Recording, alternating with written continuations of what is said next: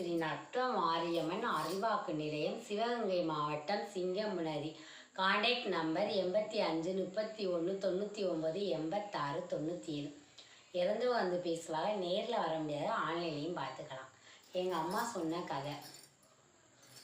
ஒரு முனிவர் காட்டில் தவம் செஞ்சுட்டு இருந்திருக்காரு. அப்போ குரங்கு என்ன பண்ணியிருந்திருக்கு, ரொம்ப தொல்லையை கொடுத்துருக்குது. அவர் மேலே அந்த இலை தலை கூட எல்லாத்தையும் பிடிங்கி எரிஞ்சுக்கிட்டே இருந்திருக்குது. இந்த முனிவர்னால என்ன செய்யறதுன்னு தெரியலை. ஆனால் அவர் தவத்தில் இருக்கணும். என்ன பண்ணுறது அப்படின்னு சொல்லிட்டு ரொம்ப மன வருத்தம். அவர் ரொம்ப தொல்லை கொடுக்குது குரங்கு. இவர் என்ன செய்யணுமே தெரியாமல் தவணையில் இருந்துகிட்டே இருந்திருக்காரு. இதுக்கு மேலே அவரால் தாங்க முடியல. எப்படியாச்சும் நம்ம தவத்தில் இருக்கோம், ஆனால் இந்த குரங்கு எப்படியாச்சும் இந்த தவத்தை கிளைக்கணும் அப்படின்ற மாதிரி அவருக்கு தொல்லை கொடுத்துக்கிட்டே இருக்கு.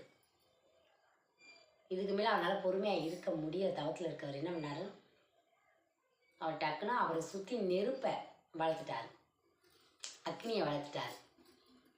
அக்னியை வளர்த்தது அந்த குரங்கு என்ன பண்ணுவோம், அது போடுறது பூரா அந்த நெருப்பில் பட்டு இதுவாயிடுச்சு. அவர் மேலே படுறதுக்கு வாய்ப்பு இல்லாமல் போயிடுச்சு. இது என்னம்மா அர்த்தம் அப்படின்னு எங்கள் அம்மாட்ட நத்த மாரியம்மாட்ட கேட்டதுக்கு அம்மா சொல்கிறாங்க, நம்ம ஏதாச்சும் செய்யணும்னு நினச்சிட்டு இந்த பூமியில் நம்ம என்ன பண்ணுவோம்னா, ஏதோ ஒரு தொழிலோ ஒரு வேலையோ ஏதோ நம்ம செய்யணும்னு நினச்சிட்டு நம்ம செய்வோம். ஆனால் ஒரு சிலர் நம்மளை பிடிக்காதவங்க, நம்மளை எதிரியாக நினைக்கிறவங்க, நம்ம எப்போவுமே கஷ்டப்பட்டுக்கிட்டே இருக்கணும்னு நினைக்கிறவங்க என்ன பண்ணுவாங்கன்னா, இவங்க நல்லா இருக்க வந்துடக்கூடாது, நல்லா இருந்துடக்கூடாதுன்னு நம்மளுக்கு எந்த வழியிலாச்சும் தொல்லை கொடுப்பாங்க. நம்ம ஒரு தொழிலை செய்வோம், இதில் நம்ம கஷ்டப்பட்டு நம்ம பணத்தை வச்சு முதலீடு போட்டு எதையோ செஞ்சு நம்ம படிச்சுக்குவோம் அப்படின்னு நம்ம நினச்சிக்கிட்டு நம்ம ஏதாச்சும் பண்ணிகிட்டு இருப்போம். அவனால் தாங்கவே முடியாது, ஜீரணிக்கவே முடியாது. சொல்லப்போனால் எப்படியாச்சும் அவள் செய்கிறத நம்ம கெடுத்துடணும் அப்படின்ட்டு ஆழமாக ஒரு சிலர் அவங்கனால முடிஞ்சால் அந்த வேலையை செய்வாங்க, கெடுக்கிற வேலையை. இல்லாச்சும் ஆள் வச்சு கூட செய்வாங்க. எப்படியாச்சும் அவனுக்கு உதவி செய்யாதீங்க, அவனுக்கு இந்த வழியை காட்டாதீங்க, எப்படியாச்சும் அவனை முடக்கணும் அப்படின்னு தெரிவாங்க. ஆனால் என்னன்னா,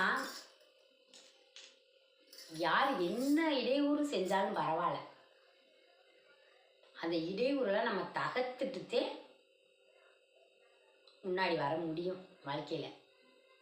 ஏன்னா அந்த காலத்தில் தவறு இருந்த எல்லாருமே மேலே கரையம்புத்து பிடிச்சி கூட தவறுந்திருக்கான்னு கேள்விப்பட்டிருக்கோம். ஒத்த காலில் நின்றுருக்கேன் அர்ஜுனே. எல்லாருமே நம்ம அந்த காலத்துக்கு வரலாறு கதையில் கேட்குறப்ப எல்லாருமே தவத்தில் கஷ்டப்பட்டுட்டே தவம் செஞ்சுதே எல்லா வரத்தையும் வாங்கியிருக்காங்க. யாருக்கும் சும்மா ஈஸியாக எந்த வரமும் கிடைக்கல. எல்லாருமே கஷ்டப்பட்டு வாங்கின வரந்தே.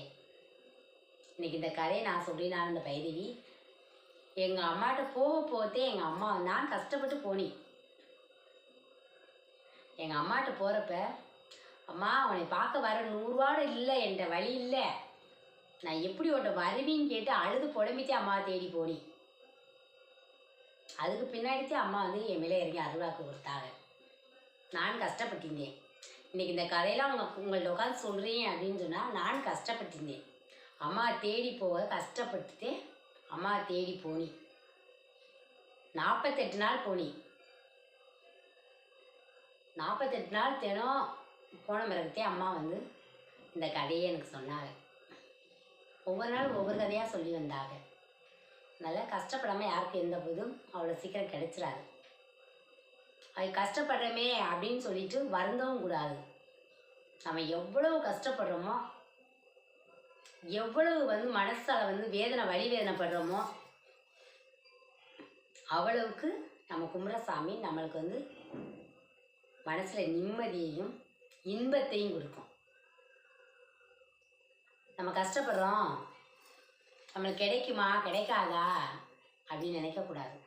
நம்ம உள்ள சொல்லணும், எல்லாம் நமக்கு கிடைக்கும், நம்மளுக்கு நடக்கும், இது நமக்கு இது வேணும் அப்படின்னு கேட்கணும், இது நடக்கணும்னு சொல்லணும். ஒரு சிலர் எடுத்ததுமே இது என்ன நடக்க போகுதா அப்படின்னு கேட்பாங்க.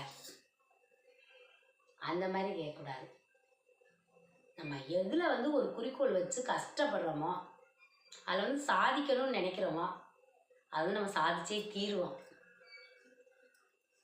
இந்த கதையில் வந்து என்ன அம்மா சொல்கிறாங்கன்னா, நம்ம என்ன நினைக்கிறோமோ அதை வந்து எந்த இடையூறு வந்தாலும் நம்ம நினச்சதை செஞ்சு முடிக்கணும்னு மனசுக்குள்ள ஒரு வைராக்கியம் இருக்கணும். அந்த வைராக்கியம் இருந்தாவே நம்ம வாழ்க்கையில் எல்லாமே ஜெயிச்சு வெற்றி ஆயிடலாம். அதனால் எல்லாருமே வாழ்க்கையில் வந்து வைராக்கியத்தோடையும்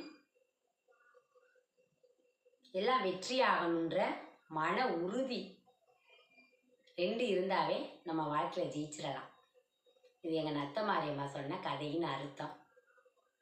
இந்த கதையை பார்க்குற எல்லாரும் நீண்ட ஆயுளோடையும் நிறைஞ்ச செல்வத்தோடையும் இருக்குன்னு சொல்லி நான் எங்கள் அம்மா நத்த மாரியம்மாட்ட உங்கள் எல்லாருக்காகவும் நான் தினம் பிரார்த்தனை பண்ணிக்கிறேன்.